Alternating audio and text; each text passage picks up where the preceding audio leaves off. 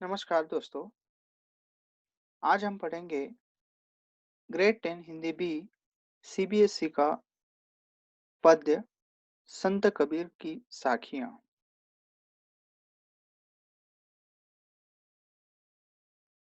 पहले हम कवि का परिचय देखेंगे।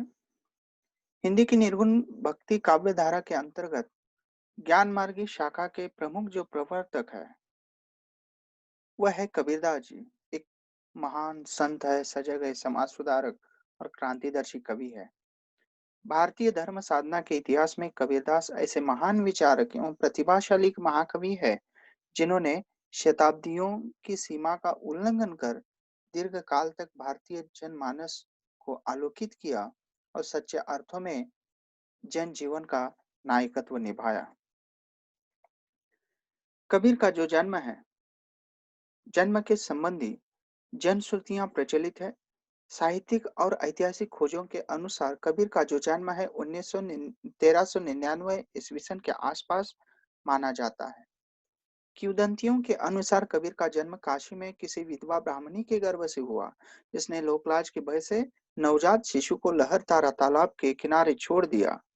वहां से नीरू और नीमा नामक जुलाहा दंपत्ति ने उन्हें उठाकर घर ले आए और निसंतान थे। ऐसे मिले हुए शिशु को उन्होंने पूवत पाला। इस तरह कबीर को हिंदू और मुस्लिम संस्कारों का जो संस्कार मिला वे बहुत ही सराहनीय है। बचपन से ही कबीर जो है साधु संतों के सत्संग में आ गए थे। सत्संगति से उन्हें जो आत्मज्ञान मिला उससे सदगुरु स्वामी रामानंद की कृपा से उन्हें भक्ति भाव का समावेश हो गया। वे जुलाहा वृत्ति में कार्यरत होते हुए भी प्रभु भक्ति, आत्मशुद्धि और ज्ञान चर्चा में लीन रहते थे। उनकी पत्नी का नाम जो है लोई बताया जाता है, जिससे कमाल और कमाली नामक पुत्र और एक पुत्री भी हुई। कबीर जीवन भर सादगी और सेवा का आदर्श निभाते हुए आत्मचिंतन तथा प्रभु भजन का संदेश देते रहे। कहते हैं, जीवन के अंतिम दिनों में वे काशी के निकट मगहर चले गए और वही उनका देहावसान हो गया। कबीर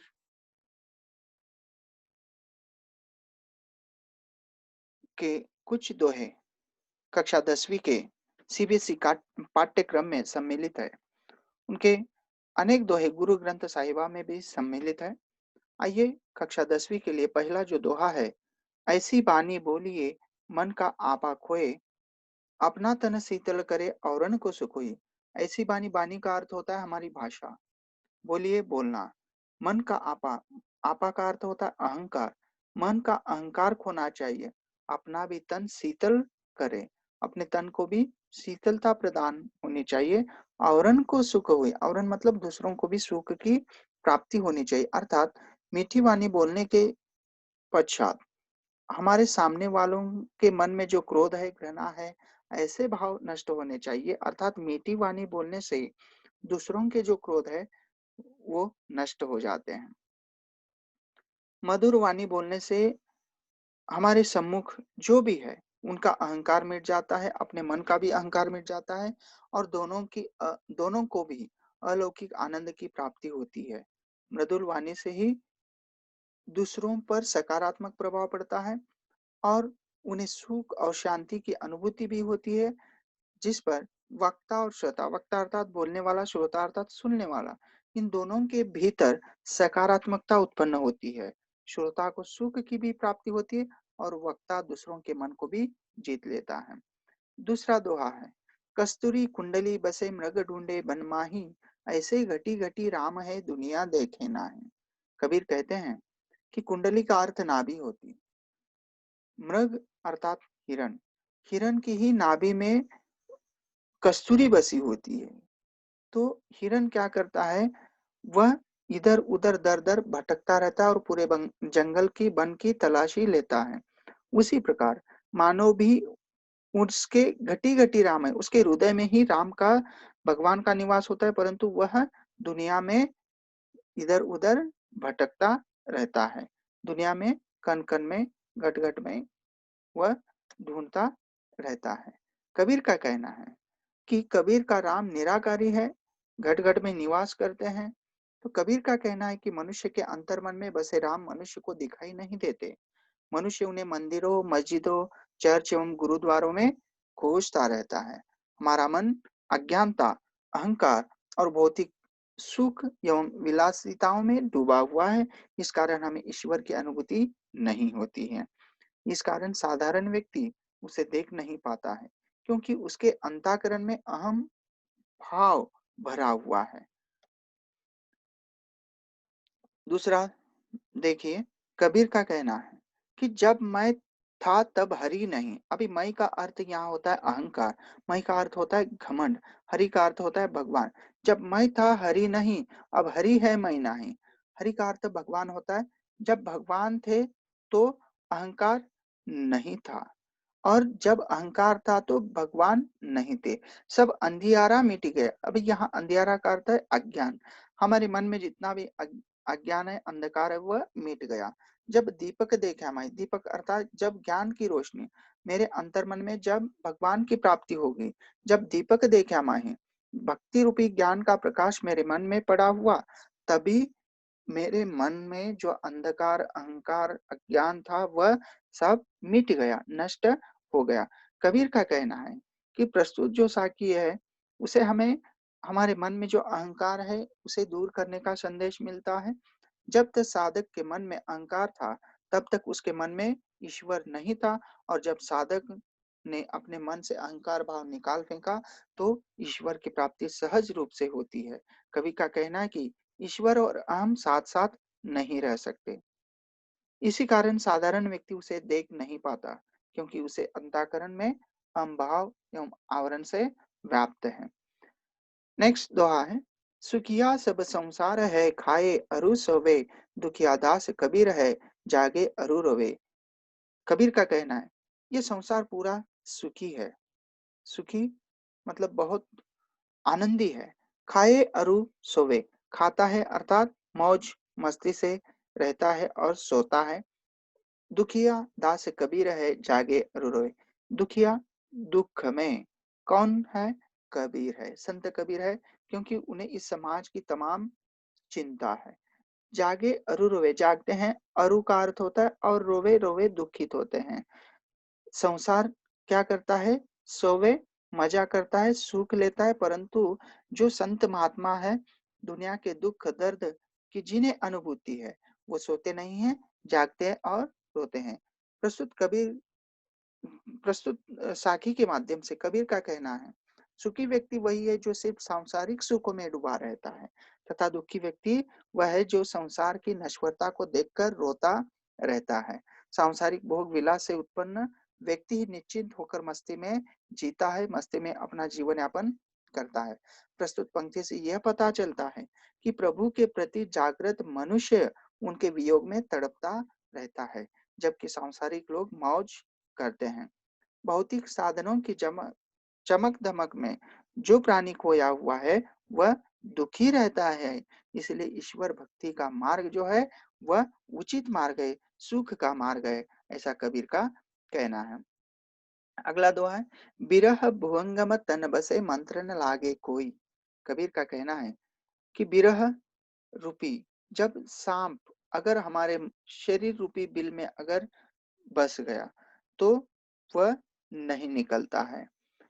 बिरह भुवंगम तन बसे मंत्र न लागे कोई। मंत्र मतलब कोई भी उपाय, कोई भी उपचार से वह नहीं निकलता है।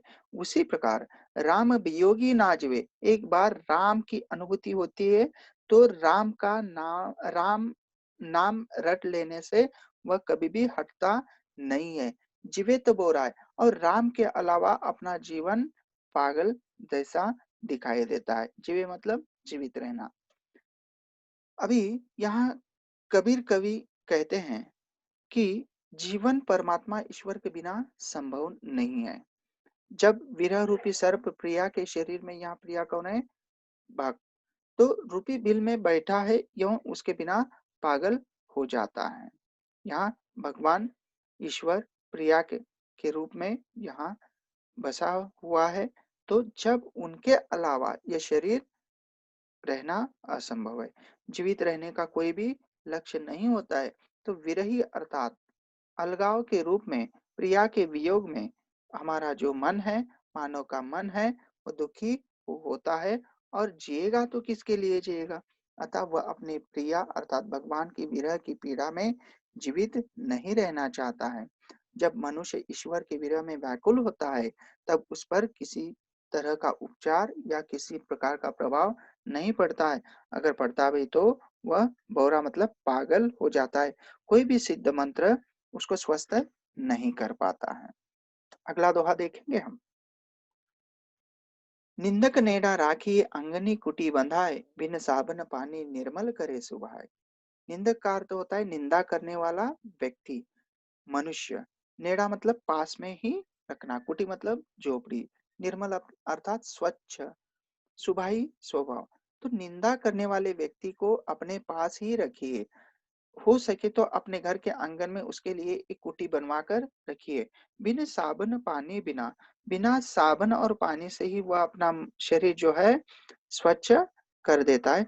अर्थात अपने अंतर्मन में जितने भी दोष है, जितने भी दुर्गुण है, वह साफ कर देता है। अर्थात निंदा करने वाला व्यक्ति जैसे ही अपने दुर्गुणों के बारे में परिचित करवाता है, तब हमारे दुर्गुण नष्ट हो जाते हैं। तो निर्मल करे सुभाई, सुभाई अर्थात अपने स्वभाव को हम नष्ट कर देते हैं। कबीर का कहना है कि निंदा करने वाला व्यक्ति जो है हमारे स्वभावगत बुराइयों को दूर करता है, गलतियों का एहसास कराता है। निंदक हमारे अवगुण एवं त्रुटियों को बताता है, इसलिए वे हमारे अच्छे मित्र होते हैं। उनके द्वारा बताए गए इन्हीं त्रुटियों को दूर कर हम अपने स्वभाव को निर्मल बना सकते हैं। हम अपने स्वभावगत बुराइयों को, दोषों को, दुर्गुणों को दूर कर एक श्रेष्ठतम बन सकते हैं। हम प्रतिष्ठित तरीके से भी अपना जीवन आगे बढ़ा सकते हैं। पोथी पढ़ी पढ़ी जगमुआ पंडित बयान कोई, एके अक्षर पढ़ी पीव का पढ़े सुपंडित हुई। पोथी पढ़ी पढ़ी जगमुआ, पोथी का अर्थ यहाँ सांसारिक, संसार का अनुभव। पढ़ी पढ़ी जगमुआ, मुआ मतलब कोई भी सच्चा ज्ञानी, कोई भी अच्छा व्यक्ति नहीं बन सकता। पंडित भयान कोई, तो एके अशीर पीव का, पीव मतलब यहाँ प्रिय ईश्वर।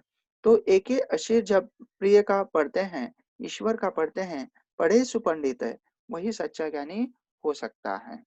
प्रेम एवं सद्व्यवहार से ही ईश्वर की प्राप्ति होती है, ऐसा संदेश कबीर ने इस प्रस्तुत दोहे के माध्यम से दी है। तो था पोथी का अर्थ सांसारिक ज्ञान देने वाली वस्तु से संबंधित है।